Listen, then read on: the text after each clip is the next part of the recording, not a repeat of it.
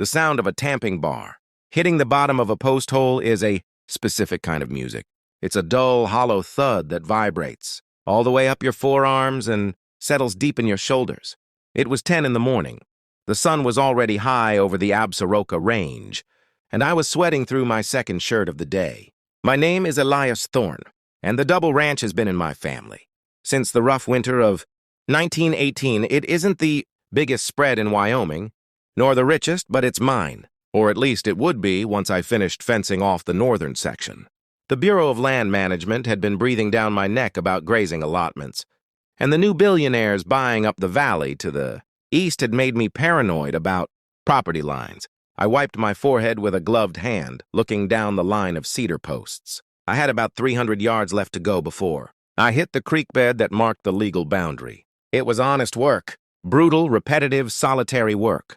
Just me, the scent of sagebrush, and the endless Wyoming wind, until the wind changed.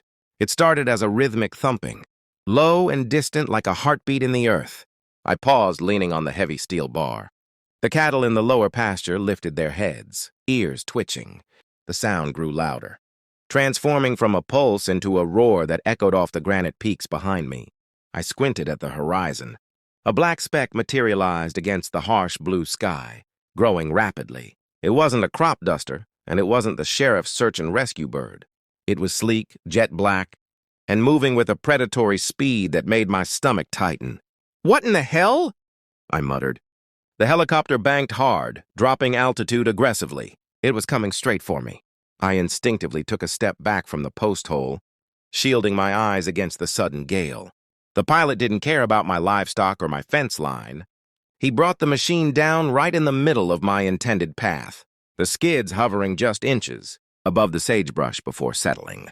With a heavy crunch, the rotor wash was violent. Dust, dry grass, and loose gravel whipped into a frenzy. I had to turn away, pulling the brim of my hat down to keep the grit out of my eyes. My horse, tied to the trailer 50 yards back, was pulling at his lead rope, eyes rolling in panic. As the turbine whine began to decrescendo, the side door slid open. I expected a government official.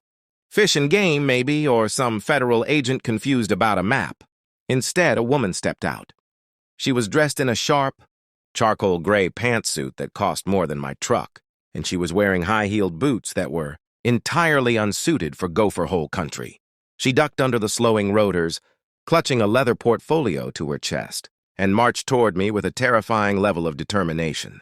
She was followed by two men in tactical gear, private security, not military.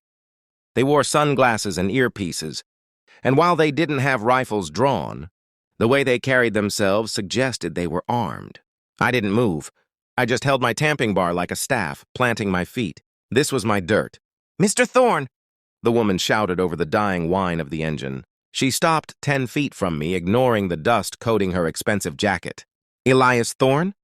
"That's me," I said, my voice raspy from the dry air. "And you're trespassing. This is private land. You can't just set a bird down in the middle of a working pasture." "My name is Victoria Sterling," she said, her voice crisp and devoid of any apology. "I represent the Chimera Group. You need to stop digging immediately." I looked at the half-finished hole at my feet, then back at her. "I'm fencing my property line, Ms. Sterling. I have the survey maps in the truck if you want to see them. I'm well within my rights."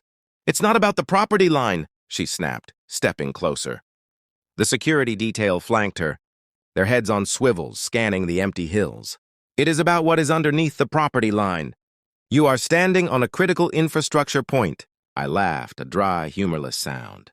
"Lady, there ain't nothing under here but rock, dirt, and maybe a few rattlesnake dens. I've lived here 40 years. There's no gas line, no power grid, no fiber optics. I called 811 before I dug."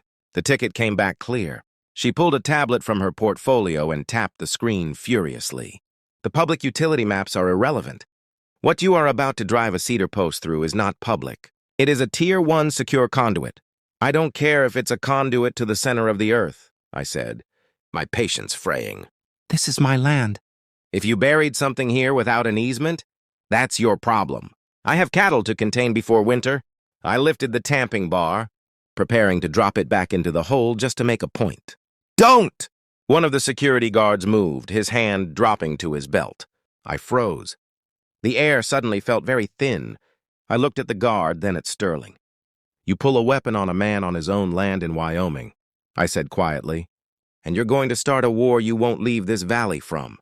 My neighbors hear a gunshot. They don't call the police. They grab their rifles." Sterling held up a hand to the guard, signaling him to stand down. She took a deep breath, composing herself. The aggression drained out of her face, replaced by a desperate intensity. "Mr. Thorne, please. Put the bar down.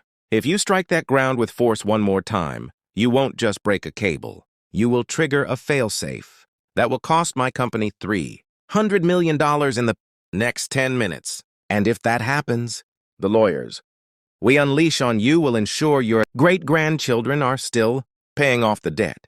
I hesitated. The threat was specific enough to be real. I lowered the bar, resting it against my hip. "You have 5 minutes," I said. "Talk." Victoria Sterling didn't look like a woman who was used to explaining herself to ranchers in dirt-stained denim, but she adapted quickly. She motioned to the open door of the helicopter. "I can show you better than I can tell you," she said. "I'm not getting in that thing," I replied, spitting into the dust. "We talk here." She sighed, tapping her tablet again and holding it up for me to see. The screen displayed a topographical map of my valley, but it was overlaid with a complex web of glowing red lines. One of them ran directly beneath where we were standing, a straight, laser-focused vein pulsing through the digital mountains. In the late 1980s, the Department of Defense decommissioned a series of underground silos in this county, Sterling began, her voice dropping to a confidential volume. "Everyone knows that. What isn't public record is that the hardened communication tunnels connecting those silos were sold to private entities in 2015. I was here in 2015, I said. I didn't sign any easement." "You didn't have to. The easement was attached to the mineral rights, which your grandfather sold in 1962 to a shell company called Pan Global Resources." My stomach dropped. I knew about the mineral rights sale. It was the only reason the ranch had survived the drought of the 60s. But we thought they were just looking for oil they never found. "So what?" I asked, looking at the hole. "It's an old telephone wire?" "It's a quantum-encrypted data trunk," she corrected. "It connects our server farm inside the granite of Black Mountain to the main backbone in Denver. It carries high-frequency trading data for half of Wall Street. Speed is everything. Satellite is too slow. Standard fiber is too vulnerable. We use the old hardened military lines because they are bomb-proof. Evidently not fence-post-proof," I noted dryly. "The casing is concrete," she admitted. "But the sensors are seismic. They detect intrusion. You pounding that bar into the earth. The system interprets that as a breaching attempt. If you hit it again, the system goes into lockdown. It severs the connection physically to protect the data. Resetting it requires excavating the line." I looked at the hole again. I was maybe 2 feet down, and you flew a helicopter out here to tell me I can't build a fence on my own land because your stock market robot gets nervous. "I flew out here to offer you a deal," she said. The wind picked up, rustling the dry grass around her boots. I looked at the security guards. They were tense, watching my hands. "I need a fence," I said stubbornly. "My cattle drift into the ravine if I don't block this ridge. If I lose calves, I lose the ranch. I don't care about your data." "We will build the fence," she said instantly. I blinked. "What?" "My team," she gestured to the sky. "We have a contractor team in Casper. I can have them here tomorrow morning. We will use ground-penetrating radar to map the exact depth of the conduit. We will use shallow-depth anchor systems, no digging required. We will build you the finest high-tensile steel fence in the state of Wyoming, materials and labor included." It was a staggering offer. Fencing was the most expensive, back-breaking part of the job. "And what do you want in return?" I asked. "A signature," she said, reaching into her portfolio. "An updated non-disclosure agreement regarding the location of the line, and an amendment to the deed granting us a 20-foot surface access buffer." "We won't touch the surface." "But you can't dig within 10 feet of the center line." I looked at the contract she held out. It was thick. "I'm not signing anything without my lawyer looking at it," I said. "And my lawyer is old, slow, and hates out-of-towners." Sterling looked at her watch. "Mr. Thorne, every minute we stand here is a minute the markets are moving. I am authorized to offer you a convenience fee. How much? $50,000. I kept my face perfectly still. A trick I learned playing poker in Jackson Hole, though my heart hammered against my ribs. $50,000 would pay off the tractor, fix the barn roof, and buy feed for the next 2 winters. 75, I said, my voice steady. And you pave the driveway up to the main house. The winter mud is a nightmare. Sterling didn't even blink. Done. She pulled a pen from her pocket and flipped to the back page of the document. This is a preliminary agreement. The formal deed transfer happens once the money is wired. But this binds you to stop digging immediately. I looked at the tamping bar. I looked at the sweat stains on my shirt. Then I looked at the checkbook she was already reaching for. Get your guys to fill that hole back in, I said, pointing to the dirt. I'm done digging for the day. Sterling actually smiled. It was a terrifying, shark-like expression. Pleasure doing business, Mr. Thorne. 10 minutes later, I watched the black helicopter lift off, kicking up another storm of dust. It banked sharp and disappeared over the ridge toward Black Mountain. I stood there alone in the silence of the pasture. The wind blew, the sagebrush smelled sweet, and the cattle grazed, entirely unaware that the ground beneath their hooves was pulsing with billions of dollars of invisible money. I walked over to the half-dug hole. I kicked a little dirt back into it.